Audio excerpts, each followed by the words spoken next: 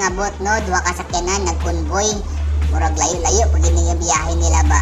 Murag klaro kay ni mga dagwayaan ni, murag membro man tingali ni sa Saday. Mga bata-bata ni kibuloy siguro ni. Salan ba day mga kapart, mga kauban madayan ako ni.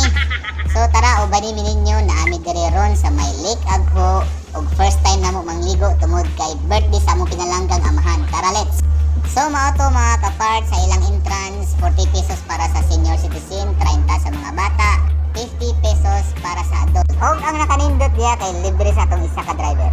Siyempre, naa diha ang available nila nga mga cottage, nga tag 700, 800, o kining gamay nilang mga cottage, naa sa 300 pesos lamang.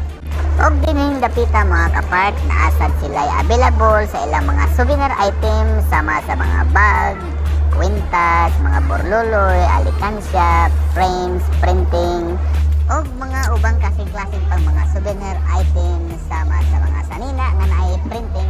Pwede rasad kaayo kung naamoy sanina nga gusto niyong printahan, mga wallet o unsa pa diha, sama sa mga ingana nga printing sa sanina o uban pa. So mao di kinino ang ilang entrada sa ilang entrance padulong dito sa may swimming pool. Nindot kaayo ang view og malakores kaayo mga kapart. Kinsa gud dili ganahan diha magpicture-picture og ba-feel gid mo mga kapart ang fresh og bugnaw nga hangin diri dapita.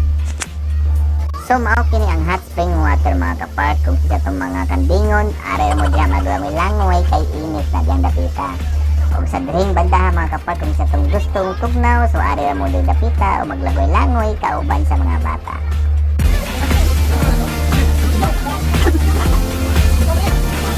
Pasilang.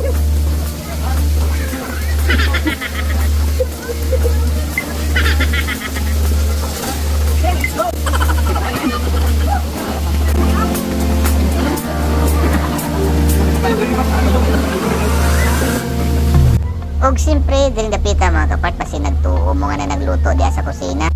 Steaming back area kini mga kapart. Tambal daw kini, ayon sa mga nadunggan nato. Sopre na sa? Oh? Pang tambal man daw na pang. Pero ang amoy niya, okay lang? Oh ba? Kalau singot kadang kayu singot mo.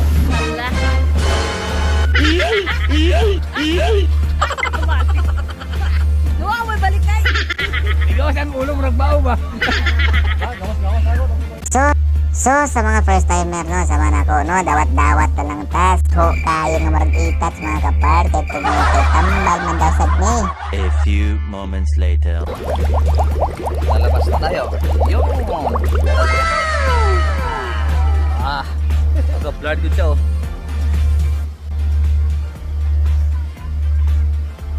Bawis oh. Ug para makumpleto gid ang laag diri sa may Lake Agho mga kapart no, so niambak na sa diri sa ginatawag nila nga Glasgow. Kung asa diri nato makita ang ginatawag nilang boiling mud ug ang kabukal-bukal nga lake. So naalang sila interest nga 20 pesos kada isa.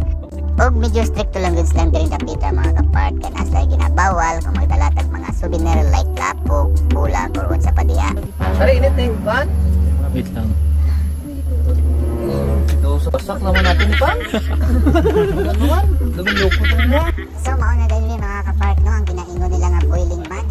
Ang lapok kag buga gikan dito sa Mount Apo. So tambal man daw ni mga kapart. Tambal sa mga kurikong, mga kagit-kagit sa mga tangot.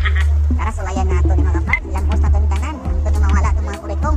Sayang sa kaya itong 20 pesos na entrance. Kung di ka man gilambos sa inyo.